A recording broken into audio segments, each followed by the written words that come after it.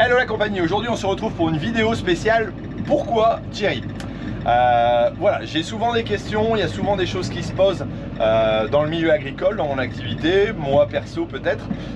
Alors du coup, j'ai décidé de répondre à des questions, soit que je voyais régulièrement, ou des interrogations que je voyais régulièrement dans mes commentaires, ou alors tout simplement ce que vous m'avez mis sur Insta, parce que je vous ai posé la question. Et je réponds à vos questions un peu plus généralistes, comme ça, bah voilà, je fais une vidéo un peu pourquoi. Voilà.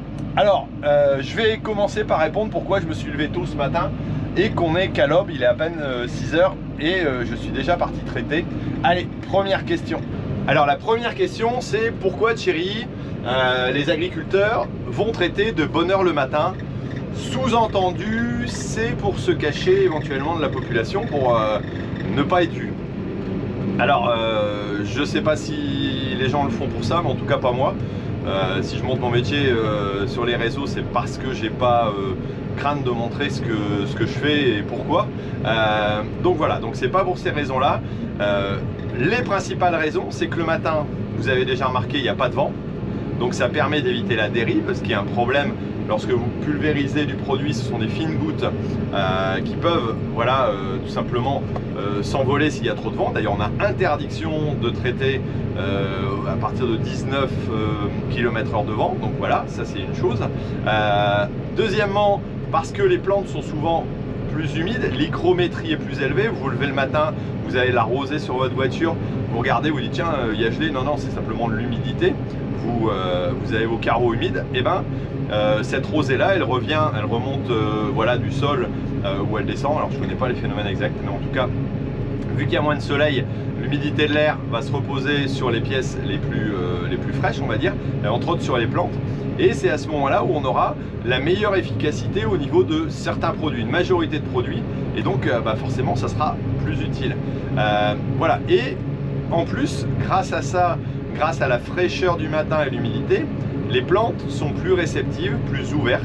Donc ce qui fait qu'un produit que l'on va mettre et qui a une fonction, il y a beaucoup de fonctions hein, sur les produits ou de fonctionnement, qui a une fonction tout simplement d'absorption, qui doit être véhiculée dans la plante pour pouvoir être actionnée, et bien tout simplement, d'ailleurs pourquoi tu mets pas ton gyrophare, Thierry?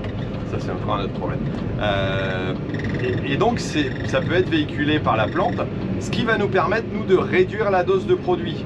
Grâce à une appli, j'arrive à parfois, voilà, et en fonction des conditions, réduire de 20% la quantité de produit que je mets en ayant la meilleure efficacité, ou alors tout simplement, si je garde le même produit, d'avoir la meilleure efficacité possible.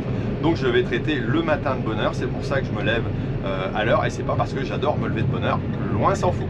Voilà, première réponse à cette question, j'espère que vous avez compris. Les raisons, c'est tout simplement parce que voilà, on a des meilleures conditions, on a moins de vent, on a une meilleure hygrométrie et une meilleure réceptivité des plantes, tout simplement. Alors, deuxième question assez importante, étant donné qu'il y a eu pas mal de réflexions par rapport à l'irrigation. La dernière fois, j'expliquais que j'irriguais même s'il y avait de la pluie. Alors, pourquoi je fais ça? Je vais vous le montrer de façon peut-être un peu plus scientifique que de la façon dont je l'ai fait. La plante a besoin d'eau, comme nous humains. Si elle n'a pas d'eau, elle finit par mourir, comme nous humains. Et si elle en a moins, elle flétrit. Nous, c'est pareil, on va dessécher certainement. Voilà, mais en tout cas, c'est un besoin essentiel de l'air, de l'eau. Voilà.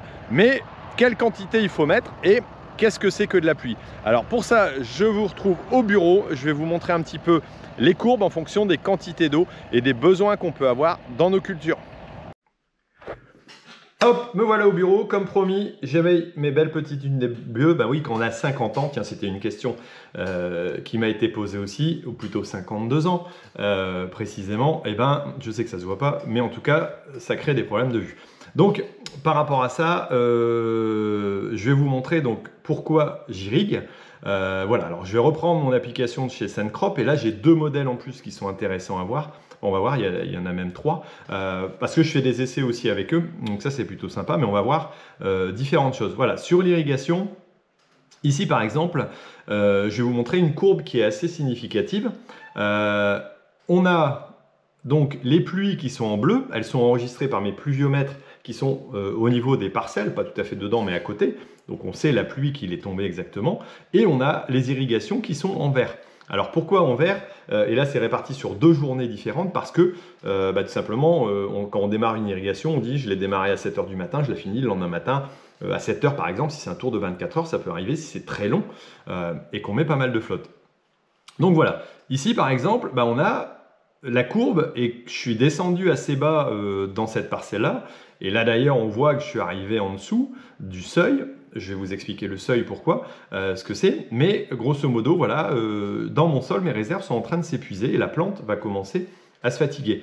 Donc là concrètement, ouais, il a plu. Ok, mais par rapport à ce que tu penses, toi, qu'il pleut exactement, voilà, tu dis tiens, on s'est pris une averse. Eh ben, là, pour le coup, oui, ok, on a eu une averse, donc la courbe elle a remonté un petit peu, donc le besoin il a diminué un petit peu, mais pour autant je suis resté un petit peu en dessous, et là, dans les limites du raisonnable. J'ai refait une irrigation, même s'il pleuvait, c'est ce que j'ai dit la semaine dernière dans ma vidéo, et on me dit, bah ouais, mais Thierry, pourquoi Thierry, que t'es pas écolo, machin, truc bidule. Non, je mets pas de l'eau pour le plaisir d'en mettre, et d'ailleurs on va le voir juste après. Eh ben, tout simplement, j'ai réussi à remonter cette courbe grâce à la pluie et l'irrigation. Par contre, là, ici, je commence à arriver à saturation. Pourquoi? Parce que j'ai de l'évapotranspiration, c'est ce qu'on voit ici sur la courbe, 4,4. C'est tout simplement un plante qui va pomper de l'eau dans le sol, qui va respirer, qui va relâcher de l'eau. Ça arrive aussi sur un sol nu parce que tout simplement ça dégage. Mais plus la plante est développée, en général, plus elle dégage. Un petit poireau va consommer moins d'eau qu'une grosse pomme de terre qui est en plein feuillage. Et une pomme de terre en croissance consomme moins d'eau qu'une pomme de terre en plein feuillage ou qu'une pomme de terre qui est arrêtée de produire. Voilà. Les plantes ont besoin différemment d'eau à différents moments de l'année, mais en tout cas pendant l'été, la pomme de terre c'est gourmand. Le maïs par exemple, c'est pas forcément gourmand, ça maîtrise bien l'eau, mais en tout cas c'est aussi nécessaire pour améliorer sa croissance. Et donc là dans cette courbe, même si hier avant-hier on avait encore eu quelques gouttes, ça ne suffit pas. Si j'ai 4 mm alors que j'ai besoin de 25 mm pour combler mon évapotranspiration de la semaine, ça ne va pas aller. Et donc j'utilise la réserve max en fonction du type de sol que j'ai, parce que ça va jouer. Si j'ai du sable ou si j'ai du limon, vous comprendrez que dans du sable, l'eau elle va couler plus vite. À la mer, ça passe, alors que dans un sol, vous allez faire de la gadoue. Nous, c'est la même chose. Selon le type de sol, l'eau va rester plus ou moins, selon la matière organique, selon différentes choses, les débris qu'il peut y avoir dans le sol, mais certainement aussi à la base sur sa constitution, la taille des agrégats qu'elle comporte. Dans des gros cailloux, l'eau ça dégage. Dans de la terre fine, forcément, ça reste un peu plus longtemps. Donc là, j'ai de la terre fine, c'est des limons, avec un peu d'argile aussi. Donc voilà. Et donc là, je vois cette courbe ici. Je vais aller en avoir une autre qui est intéressante aussi dans C'est pas les prévisions. C'est l'autre parcelle. Hop, j'y vais. Où là, j'ai un capteur différent qui, lui, va vraiment capter la présence au niveau de l'eau dans le sol. On voit que j'ai mis mes pourcentages. Là, on est sur un autre mode de calcul. Ça permet de le voir. Et là, on voit que je suis encore dans la zone verte qui est plutôt pas mal. Alors, j'ai le bas de la réserve, la RFU, réserve facilement utilisable, voilà, qui est juste en dessous. Donc pour l'instant, ici, je suis bien. Je n'ai pas besoin de retourner arroser. Par contre, là, si j'arrive à ces 10% là, ça veut dire que ma plante aura du mal à pomper dans le sol. Déjà là, elle va commencer à avoir des difficultés. Et là, elle va carrément arriver à un seuil critique et flétrir complètement. Et là, ici, je suis très bien. Et là au-dessus, je suis à saturation. L'eau, elle va couler dans la nappe et c'est pas utile d'aller mettre ces doses là. Donc les doses, on les calcule et les apports, on les fait en fonction de ça. Là, je vais vous montrer là où on a démarré tout à l'heure. Donc c'est SPM milieu, hop, c'est celle-là. Voilà, avec le système de calcul. Non, là, pourquoi je suis pas là-dessus? Je suis dans l'irrigation. Voilà, on sera mieux. Hop, voilà. Et là, tout simplement, j'ai mis de l'eau ici. Et pour être tranquille, pendant les jours qu'ils annoncent où on va avoir beaucoup d'évapotranspiration, d'ailleurs là on le voit, et peu d'eau d'annoncer, voilà, j'ai reblindé quelque part le sol. J'ai atteint tout juste le maximum, donc je suis tout juste bien. Mais je sais que là, je vais pouvoir tenir une bonne semaine tranquillement avec une plante qui sera bien irriguée, bien arrosée, et donc ça va lui faire du bien. Voilà, tout ça, il faut le calculer, il faut le régler. Ça, c'est la même parcelle que tout à l'heure, où j'étais tout à l'heure. Et là, on voit qu'elle, en saturation en eau, on est très bien. Et je ne vais pas vouloir descendre trop bas. Donc voilà pourquoi on irrigue même à ce moment-là, quand on a eu un peu de pluie. C'est pas pour se faire plaisir, c'est pas pour se faire chier, parce que bouger des enrouleurs Comme je vais devoir le faire dans l'autre parcelle, c'est pas de tourpeau et c'est pas le plus gai, le plus marrant à faire, mais en tout cas c'est indispensable.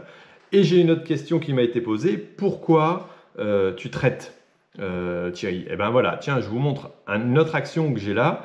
Et bien ici, tout simplement, le traitement que j'ai été faire ce matin justement dans mes pommes de terre, j'avais eu une alerte. Je sais que la cadence, elle est régulière. Et là, les pressions de contamination de la plante en fonction de la pression du nombre de spores qu'il y a dans l'air, ça c'est calculé, c'est Arvalis qui le met en place, mais aussi l'humidité du sol, l'hygrométrie, la durée et la température, tout ça, ça fait que dans un modèle, on sait qu'on va déclencher la maladie. Et si je déclenche une maladie, ma culture de pommes de terre peut cramer complètement et être morte. Voilà. Si j'ai une variété plus résistante, ça peut être plus facile. Alors pourquoi on ne met pas que des variétés résistantes? Parce qu'en fonction de l'usage, j'allais dire le consommateur ou l'industriel préfère des variétés qui sont un peu moins. Alors on pourrait en mettre d'autres, il y a des évolutions là-dedans, mais en tout cas, voilà, pour l'instant c'est comme ça. Et cette variété qui est très entre guillemets productive, qui est bonne en production, qui est bonne en consommation, qui est bonne en qualité, que les gens apprécient de manger aussi, hein, c'est un facteur, tout simplement, elle a une sensibilité qui fait qu'on est moyennement sensible, qui fait que voilà, si je déclenche le mildiou dedans, ça peut la décimer. C'est pour ça qu'il y avait des famines, j'allais dire avant la guerre, avant qu'on ne sorte les produits, parce que de temps en temps, il n'y avait pas de patates, parce que tout simplement le mildiou avait bouffé, ou alors les doryphores, c'est encore un autre problème. Mais voilà. Donc c'est pour ça aussi que je traite, voilà une autre réponse à cette question. Bon allez, moi je vous laisse, je vais retourner bouger mes enrouleurs parce que j'ai pas fini ma journée. Allez, à tout de suite. Alors réponse à la question, combien tu as d'hectares? Et je vais répondre aussi à d'autres questions en même temps sur la structuration de l'exploitation et ce qu'on fait. Donc 150 hectares, voilà, moi je suis dans les Hauts-de-France, Pas-de-Calais, vraiment au nord, au sud de la Belgique comme j'aime bien dire. Voilà, Los Angeles exactement, c'est pour ça qu'on voit des terris, on est dans le bassin minier. Et donc 150 hectares, moi j'en avais 75, mon garçon en a repris 75-80 à peu près il y a 5 ans maintenant. On est associés, mon épouse nous avait rejoint aussi sur l'exploitation il y a 10 ans maintenant, Anne-Sophie, voilà, et mon garçon c'est Emilien. Et donc les 150 hectares se découpent en 2 voire 3 parties, on va dire, allez 2 essentiellement, une culture en bio, une culture en conventionnel. Alors 60 hectares en bio, 90 en conventionnel, on était parti pour tout convertir. Malheureusement, la crise de la bio il y a 2 ans nous a fait ralentir parce qu'il n'y avait plus de marché derrière. Voilà, c'était une volonté. Je ne suis pas dogmatique là-dessus, hein, je parle très bien de produits, ça ne me pose pas de problème. C'était un choix technique, économique et puis d'évolution. Et pour le garçon, c'était une évidence aussi, donc voilà, ça paraissait sympa. Mais j'allais dire, l'économique et la crise en bio et la consommation nous a rattrapés, donc voilà. Culture en conventionnel, pommes de terre, betteraves, blé, colza, pois, assez classique on va dire dans le secteur ici, mais quand même des productions plutôt type industriel on va dire. Et en bio, poireaux, j'allais dire luzerne, triticale, et puis voilà. Et puis aussi on est associé avec 3 autres agriculteurs dans une structure qui s'appelle Biolos, sur lequel on met en commun des moyens. D'ailleurs là à côté on a un champ de carottes, on met des champs une année de temps en temps pour faire des cultures, alors de la carotte, de la pomme de terre, du blé, du quinoa, des épinards, des oignons. Les oignons c'est assez important, c'est comme ça qu'on avait démarré d'ailleurs. Qu'est-ce qu'il y a encore? Des haricots verts, je pense que je ne l'ai pas dit, du soja cette année mais qui n'est pas terrible, des butternuts, des potimarrons. J'ai peut-être oublié quelque chose, mais voilà, il y a ça. Et à côté, il y a aussi encore 6 hectares de pâture qui servent à une activité de pension de chevaux centre équestre que j'ai démarré quand je me suis installé. Voilà un petit peu pour la structuration, le nombre d'hectares. Au moins, vous en savez un petit peu plus. Bon, voilà, alors si on prend, je vous ai parlé des salariés aussi. On a actuellement 5 salariés temps plein, 3 dans la ferme, 2 aux écuries. Voilà. Donc voilà, il y en a qui sont plus spécialisés sur les écuries. Ensuite on a Fabien, on a Thomas, voilà, on a Pascal qui est en arrêt sur la ferme, et on a aussi des saisonniers qui viennent de donner un coup de main, soit pour le désherbage à cette période-ci, soit pour les poireaux pendant quasiment 9 mois, donc c'est quand même des longues saisons. Voilà. Et puis à côté de ça, il y a la CUMA, il y a 5 salariés aussi dans la CUMA, peut-être 6 maintenant. Voilà, et dans Biolos en ce moment on embauche pas moins de, que je dise pas de conneries, 8 et 8, 16, 24 personnes pour le désherbage, donc c'est pas négligeable. Voilà un petit peu pour la structuration. Je vous reprends pour une autre question après.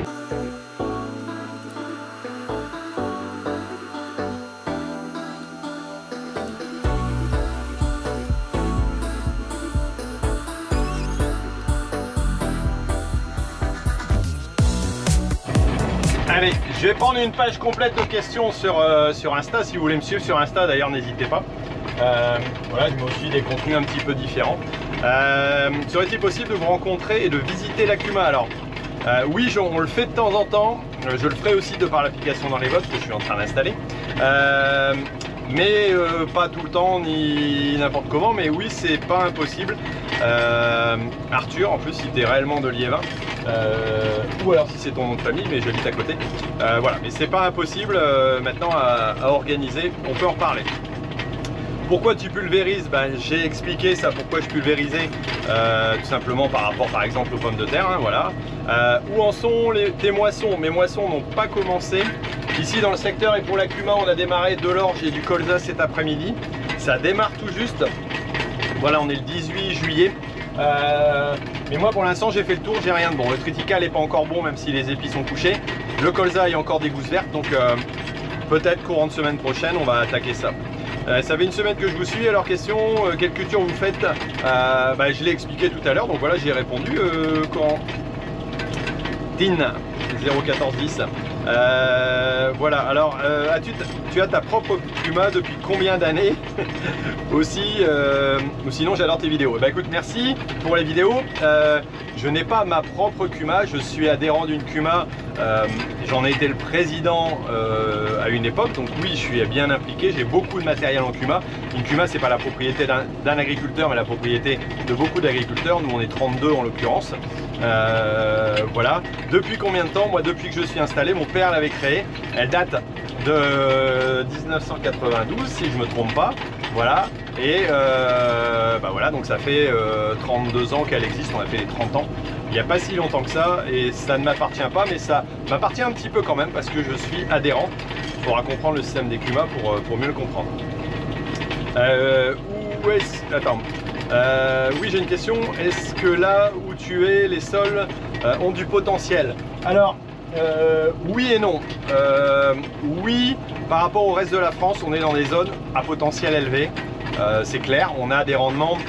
Moi, j'ai des rendements qui vont selon les parcelles aller de 80 à 110 quintaux potentiels en blé. Ça vous donne une idée, c'est quand même pas mal, voire 70 pour certains. Mais pour la région, pour le secteur, on n'a pas les meilleures terres qui existent. J'en ai des très bonnes. Sur Vermel, là où j'étais ce matin avec l'enrouleur, j'en ai des beaucoup plus compliquées, je dirais pas mauvaises, mais compliquées quand même, sur Liévin où c'est beaucoup plus blanc, beaucoup plus séchant. Ici on est dans les zones intermédiaires avec du bief comme on dit, donc des sols argilo-calcaires. Donc il y a du calcaire, il y a de l'argile et c'est pas forcément facile à cultiver ici en question. Donc voilà, des terres assez hétérogènes, des types de terres qui peuvent aller sur 7 ou 8 catégories de terres différentes, de la craie très séchante au limon profond, en passant par des argiles, parfois voilà, des biefs comme on dit. Donc des qualités de terre assez différentes, mais globalement oui, c'est des bonnes qualités de terre. Pourquoi tu n'as pas un plus grand pulvérisateur? Pourquoi j'aurais un plus grand pulvérisateur? À quoi ça me servirait? On est en 28 mètres portée. Moi avec ça, la plus grande surface que j'ai c'est 30 hectares de blé.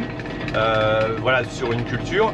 Je peux, si je mets à 60 litres, faire mes 30 hectares de blé. Je me trompe pas, hein, je l'ai fait cette année, ou non, je l'ai fait en 2 fois. 3 x 6, 18, oui, si je peux le faire. Parfois je le coupe en 2. Si je mets un peu plus, 100 litres, voilà, par exemple, en ce moment. Donc voilà, pourquoi en avoir plus? Je mets des doses assez petites en quantité d'eau. Je travaille entre 60 et 100 litres d'eau en moyenne. Parfois, je monte un peu plus si c'est nécessaire.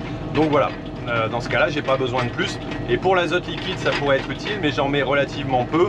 Ça me fait un petit peu plus de boulot et on préfère rester en portée qu'entraîner. C'est un choix. Tu as combien d'hectares? J'y ai répondu. Voilà, une page de plus de fait. Changement de lieu, changement de journée. Certains m'avaient demandé comment on s'organise au niveau des équipes. Alors, Emilien s'occupe essentiellement des poireaux, c'est lui qui gère. Anne-Sophie, ma femme, gère là le désherbage ici et aussi à Poireau pour le conditionnement. Ensuite, moi, qu'est-ce que je fais? Pas grand-chose là-dedans. Si, je gère quand même toute la partie exploitation en conventionnel, la partie en bio aussi avec les collègues où on est associés sur cette partie-là. Les deux filles s'occupent des écuries et après, voilà, il y a donc au niveau des salariés, ben, c'est un peu, j'allais dire, on s'organise pour la conduite des machines, pour le désherbage, pour le binage, pour la mise en route des enrouleurs et compagnie. Donc voilà, ça se fait comme ça. Et là, je suis au quinoa ce matin, donc désherbage au quinoa avec toutes les équipes qui sont d'habitude au désherbage dans les beds, dans les lits de désherbage, où là, ben, tout simplement, il y a 16 personnes. 17 avec moi peut-être. Voilà. Alors je suis pas souvent au désherbage. Là le but du jeu c'est de désherber ce quinoa là, ça, et par rapport à ça, qui est du kénopode et qu'il faut pas laisser dedans. Bon là on est dans la fourrière, donc voilà, et là tout le monde rattaque 2 rangs par 2 rangs. Et il faut que je les rattrape. Voilà. Donc voilà pour la suite et puis l'organisation un petit peu. Allez, on se retrouve après. Allez, on continue. Je suis arrivé à la CUMA pour répondre à certaines questions aussi parce que c'est vrai que souvent ça pose question. Entre autres, Thierry, pourquoi tu n'utilises que des Fendt ou tu n'as que des Fendt? Alors bah ça c'est un choix de CUMA. Ça veut dire qu'une CUMA c'est une coopérative de matériel où on est 32 à décider ce qu'on achète comme type de matériel. Donc voilà, on a failli changer il n'y a pas si longtemps que ça, ou tout au moins essayer d'autres marques. Ça n'est pas arrivé parce que tout simplement les votes ont été pour continuer avec des Fendt. Je ne sais pas si on continuera comme ça, mais en tout cas pour l'instant c'est comme ça. Autre question, c'est quoi ta marque préférée? Bah écoute, moi je dirais Someka. Je me mouille pas en disant ça.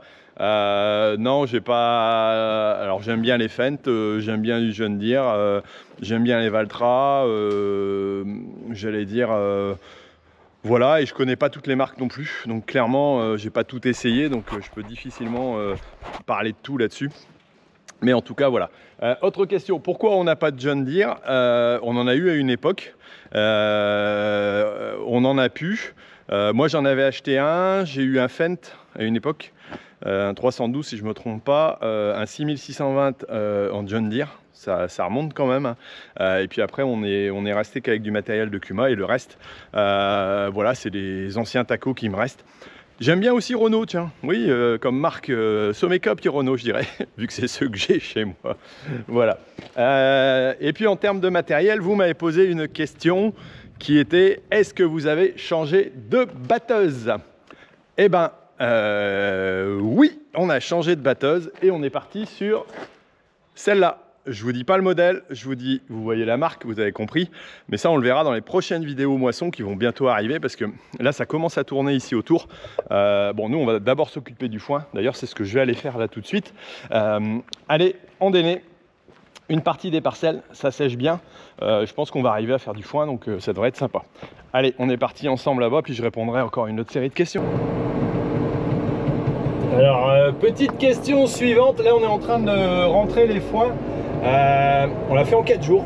Mercredi on a fauché, fané jeudi, vendredi, et là on est samedi, et ça passe plutôt bien. C'est même très sec, donc voilà.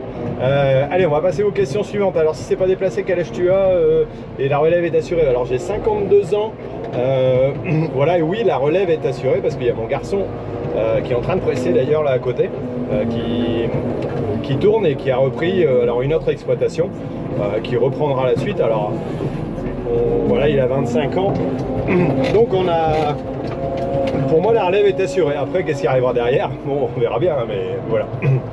Tu es de où? Bah ça je l'ai dit en début, hein, du Nord-Pas-de-Calais à côté de Lens. Pourquoi tu fais partie d'une CUMA et pourquoi tout en CUMA et non avoir ton propre matériel pulvé tracteur? Alors ça c'est l'intérêt de la CUMA. C'est vrai que pourquoi tout en CUMA? Alors c'est historique. Moi mon père, je me suis installé en 96, mon père avait déjà passé une partie du matériel en CUMA. Et ça me plaisait bien. L'idée c'est que ne pas avoir de matériel. Moi j'utilise à peu près 80 matériels différents dans la CUMA. On a tous cette panoplie de cultures différentes. Imaginez-vous le nombre de matériel qu'il me faudrait pour tout faire, que ce soit irrigation, enrouleur, voilà. Je passerai clairement, il faudrait que j'ai un mécano ou quelqu'un en plus sur la ferme pour pouvoir tout faire. Donc c'est vrai que c'est ultra pratique. C'est un mode de fonctionnement qui me correspond bien. Alors oui, il faut s'organiser avant. Oui, il faut pouvoir, j'allais dire, travailler en commun. Mais en tout cas, moi, ça me va bien. Et si ça me coûte pas moins cher, ça m'aide à m'organiser beaucoup mieux. Moi, j'ai du matériel, j'arrive, je suis attelé dessus.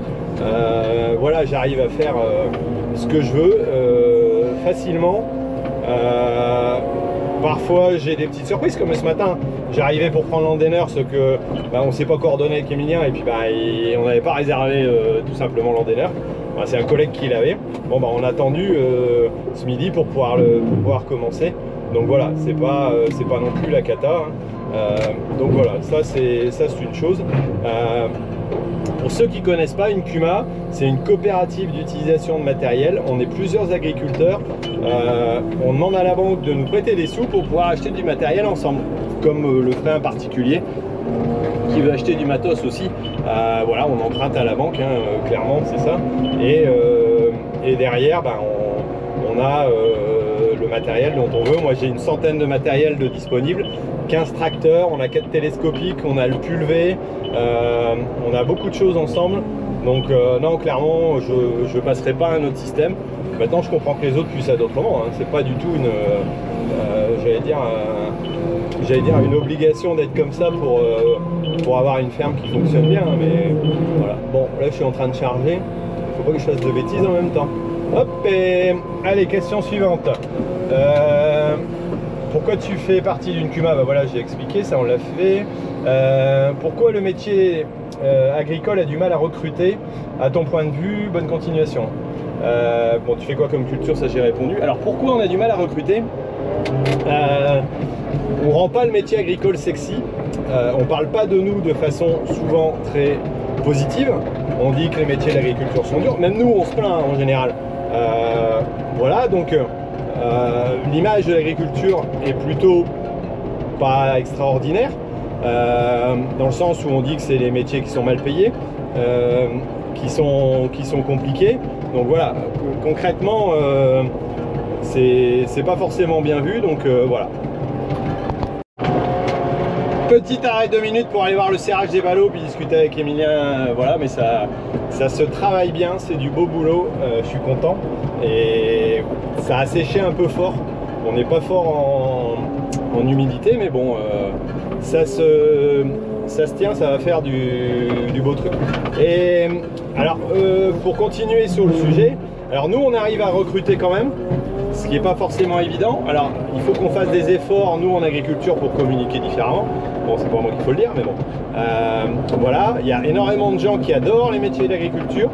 Quand on voit jouer à farming, par exemple, après entre jouer à farming et puis la réalité, forcément, c'est pas tout à fait pareil. Mais pour autant, voilà, nous on a recruté un jeune voilà, qui bossait dans le bâtiment, qui se faisait chier là-dedans, qui est super content d'apprendre au fur et à mesure. Il faut qu'on prenne aussi, nous, le temps d'apprendre, j'allais dire, aux jeunes comment on fait, comment on travaille. Donc voilà, à partir de ce moment-là, il ne faut pas hésiter à passer du temps. Parfois, il y a des jeunes qui cherchent du boulot, qui ne trouvent pas alors qu'ils sont en alternance et ils ne trouvent pas de stage. Donc à un moment donné, il ne faut pas s'étonner derrière qu'on n'arrive pas à, j'allais dire, à recruter derrière. Si on ne veut pas les former, comment tu vas les recruter, quoi. Voilà. Et après, peut-être que parfois, c'est peut-être moins vrai maintenant, mais on ne veut pas payer. Alors parce qu'on n'est pas non plus, on n'est pas sur l'or, hein. Clairement on n'a pas le métier ou sur l'or, bien que dans certains cas ça gagne quand même pas mal, donc voilà. Voilà pourquoi je pense que, mais ça évolue quand même parce que les jeunes cherchent aussi des métiers qui ont du sens et on en fait partie, donc c'est plutôt pas mal.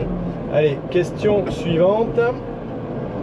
Que penses-tu de la chasse? Et pas de questions, mais bravo pour tout ce que toutes les vidéos, et merci de montrer la réalité de l'agriculture. Merci, ça me fait plaisir, Simo. Et qu'est-ce que je pense de la chasse? Alors, je ne suis pas chasseur. Alors pourquoi? Je sais pas, mon père l'était pas et souvent j'ai l'impression que tu es chasseur de père en fils. C'est pas un truc qui m'intéresse, je suis jamais allé à la chasse. Par contre, je reconnais parfaitement l'utilité de la chasse et l'intérêt pour nos métiers d'avoir des chasseurs. Donc là, clairement, je suis tout à fait pour. Il faut savoir réguler les choses. Il faut aussi savoir, lorsqu'on est chasseur, comme tout, le faire bien. Je pense qu'il y a 98% des chasseurs qui sont des bons chasseurs, ou 95%, voilà, des gens qui cherchent à se divertir, à détendre, à réguler, qui font bien leur métier. C'est un rôle utile. Voilà. Après, il y a certainement encore quelques sagouins, ça existe partout, et ça on peut rien dire là-dessus. Mais voilà, donc à partir de ce moment-là, c'est des choses qui arrivent. Et malheureusement, dans ce cas-là, ça peut dégrader l'image de la chasse, comme certains agriculteurs dégradent l'image de l'agriculture. Voilà. Bon allez, hop, je place ces ballots là, et puis après, je vous embarque. On va aller décharger la première remorque à la maison. Mais en tout cas, on va avoir un petit peu de quoi faire. Mais c'est très bien ça. Bon foin de luzerne, ou de mélange plutôt, pour nos chevaux. Allez, c'est reparti mon kiki.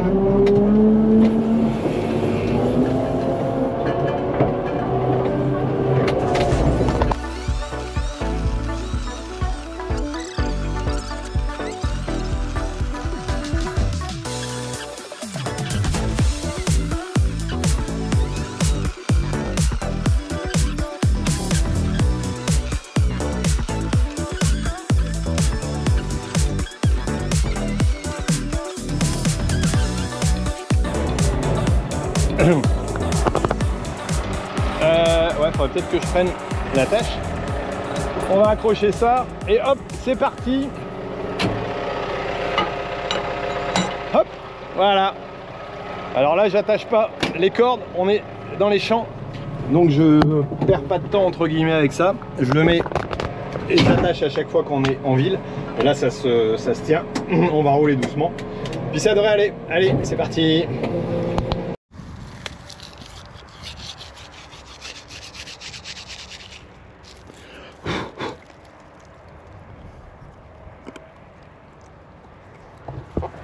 Bon, ça commence à avancer. Hein, qu'est-ce que t'en penses, Oslo? Alors, ici, je dois être dans la parcelle la plus mûre quasiment de mes parcelles. Et c'est plutôt pas mal. Mais jusqu'à maintenant, on n'était pas assez avancé. Donc voilà pour la question. À quoi t'en es de tes moissons? Pour l'instant, rien n'est fait. Les colzas, les siliques du bas sont encore verts, donc pas question d'aller les faire. On risque de perdre ces grains-là, et c'est là où est le rendement, parce que cette année, c'est pas folichon non plus. Et les autres parcelles ne sont pas plus avancées que celle-ci. Celle-ci, je vois que c'est pas trop mal. Donc on va voir si jamais on doit la faire prochainement. On va regarder ça. Mais en tout cas, ça devrait pas traîner. Mais on attend tout doucement, ça mûrit, ça mûrit. Je vous rappelle que je suis dans le nord de la France. Donc voilà. Bon écoutez, j'espère que ça vous a plu ces questions. N'hésitez pas à m'en remettre d'autres dans les commentaires. Me dire si ça vous a plu, si ça vous a pas plu. Voilà, en tout cas, on continue ça. Et puis la prochaine fois, on se retrouvera certainement pour la moisson. Allez, ciao!